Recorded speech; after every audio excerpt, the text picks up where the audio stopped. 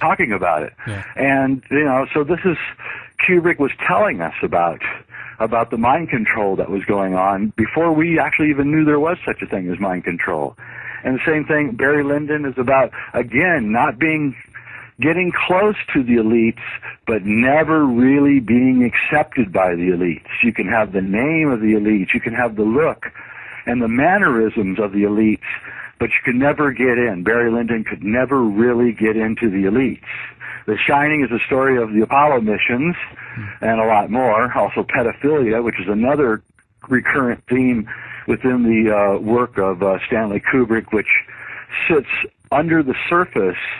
But it may be that one of the reasons that Stanley was offed was that the real story of AI was going to be a story of pedophilia cults. And they really didn't want that one to get out. So I think he was planning a 1-2 punch. He was planning an Eyes Wide Shut AI punch that was going to not only, you know, solidify his stature, but was going to reveal the final secrets of this occult society, and he was snuffed out. Spielberg took the script and rewrote it and put out a pathetic film, and the rest is history. We know, obviously, that as you say, Spielberg took over AI, and there's probably very little left of what Kubrick worked on in that movie. But more curiously, we know that Eyes Wide Shut wasn't really completed as well, wasn't it? Now, there was many parts missing, there were scenes missing, and certain things, to me, to this day, when I watch the movie, doesn't make sense. And I wonder what portion, you know, they left out there. What do you make of that, Jay? Well, I think they left out the Monarch programming part. I think that Nicole Kidman was at the orgy, for instance. I think she was wearing a mask, and she was there when Tom Cruise takes off his mask. I think that the Hungarian is at the beginning of the film that's dancing with Nicole Kubrick is part of this group, and he seduces her, of which they cut out. I think that the entire scene at the end with Sidney Pollack has been completely re-edited. And there's a series of dream sequences, which I saw when I was in France, before the film was released, which are definitely removed. And these were eerie, strange Monarch programming type scenes with Nicole Kidman, which were really scary. And they vanished into thin air. This assistant who called me told me that Stanley was really worried about certain parts of Eyes Wide Shut, and that the people running the studio would be offended. But he had a contract, an ironclad contract, with Warner Brothers that said that no one could touch his films. And so the only film of Stanley Kubrick's outside of Spartacus that the editing was not done by Stanley is Eyes Wide Shut. And that's a bloody shame. And I would have loved to have seen the movie, but you can tell that the movie isn't done by certain peculiarities which any filmmaker knows, which is if you watch a film, there's this aggravating, continuing repeating of lines. So somebody will say, I saw you at the party last night, and then Tom Cruise will say, the party last night? Right? These kinds of things. These are things that you shoot for good acting, but you cut out in the editing process, right? This repeating of lines. Right. It's a movie thing to get the actors relaxed into their role, but you cut it out. You don't have them repeat. And so we know that Kubrick had at least one more pass on the editing bench, at least, before the film was going to be released. And they just went in with a meat cleaver and chopped out all the important stuff and left in all the mistakes. I don't know why, you know. Yeah. But well, I do know why. And so you look at it and you can see there's this continuous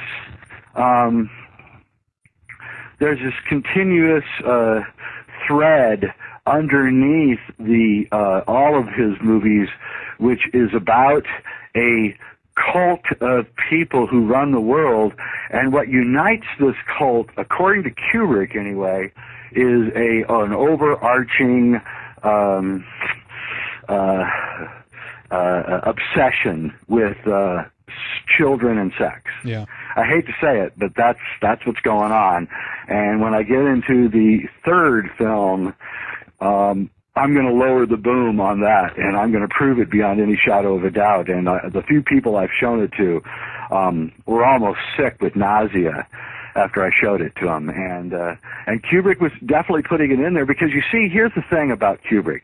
He knew what was going on, and he wanted us to know what was going on, but he couldn't tell us because his wife and his kids would get killed, okay? Or him. I mean, maybe he died. Who knows? So he put these things into his films knowing that they wouldn't be discovered until long after he died. Mm-hmm, yeah. And then the films would be out already, and there's no way you could put the genie back in the bottle. So all it needed was one person to come along and say, hey, have you ever noticed this and this and this and this and this? And then the picture emerges of what is being said to you, and you realize that Stanley Kubrick is laying it all on the line, telling us exactly what's happening, and it's really exciting. Pedophilia. I always wondered what some of the reasons for this activity is. This is definitely, one of the threads that is running through the whole idea of an upper establishment and an elite. Now, when you work with this, have you come to any kind of conclusion when it comes to why? There's two different scenarios as far as I see it here. One is this is being done in order to blackmail the people in the network. This is a way to have a hold on people who are joining this inner circle that you talked about. The other branch to this is that this have ritualistic, satanic aspects in nature and at the core of it. Maybe both are right, maybe both are wrong. What do you make of this, Jay? I would say both are right. It is definitely an energy-sucking occult archon thing, which seeks to destroy innocence. Pedophiles are not turned on by young children. Pedophiles are turned on by the idea that they can destroy that young child's innocence. Okay? Mm. That's what they like.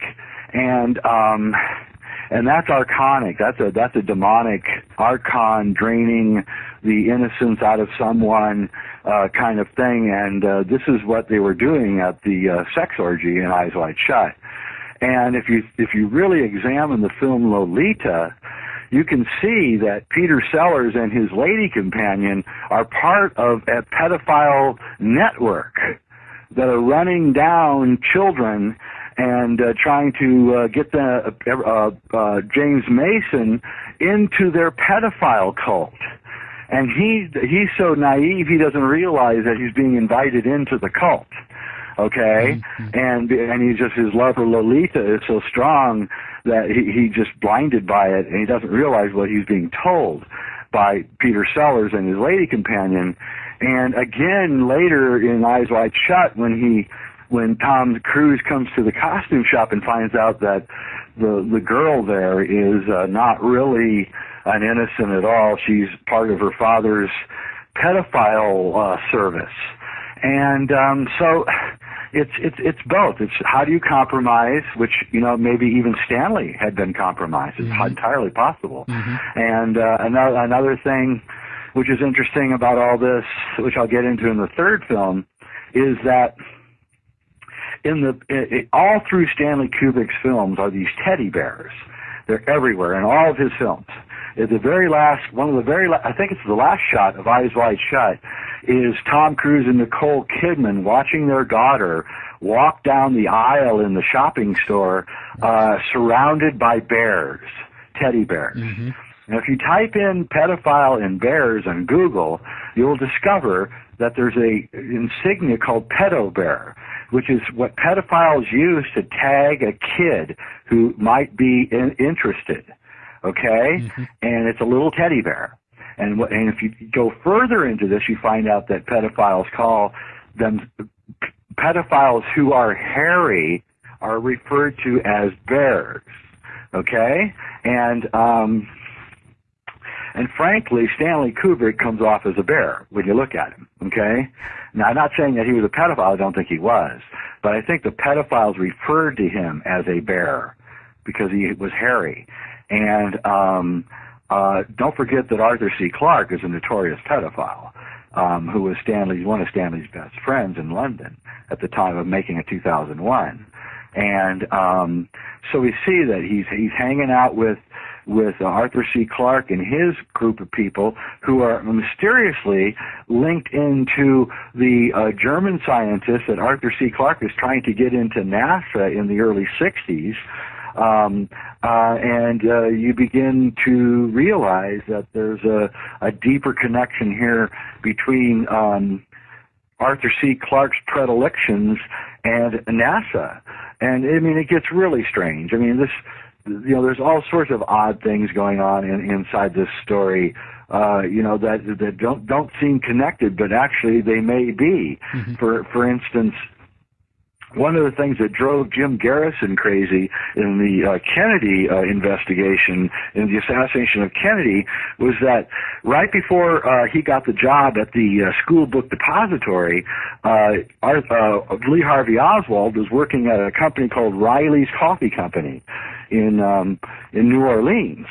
And when Garrison went to talk to all the employees at Riley's Coffee Company about Lee Harvey Oswald, he discovered that there were no more employees there, even though it was only a year or two later that knew Lee Harvey Oswald. So he decided to track down these ex-employees and find out where they were and talk to them.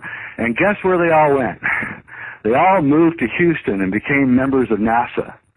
Okay. The strange thing to move from an employee of a coffee company to an employee of NASA, I find. Sure. And Garrison went to his death. He wrote me a couple times about this, and he went to his death trying to figure out why there was this NASA connection everywhere that he looked, including Texas, where Kennedy was killed, which is Johnson was, really NASA's senator. That's what he was called. And so you look at this and you can see that, you look at Barry Nelson at the beginning of The Shining, the manager of the Overlook, and he has a toupee that makes him a dead ringer for JFK, okay? And you start looking at all this stuff and you realize that he's trying to tell you this, right? And it just gets stranger and stranger. I mean, I have a list of all the credits of the people who helped Stanley in 2001, and it is a military industrial complex list of all the criminal companies that developed these weapons for the United States. That's who helped him. Why would they help him make a science fiction film? Companies generally just don't contribute employees to other private enterprises for free. So, why are they helping Stanley? Why are they all getting together and helping him? And the answer is because they're fleecing United States people out of $40 billion that was supposed to go to the Apollo moon program, and by faking it.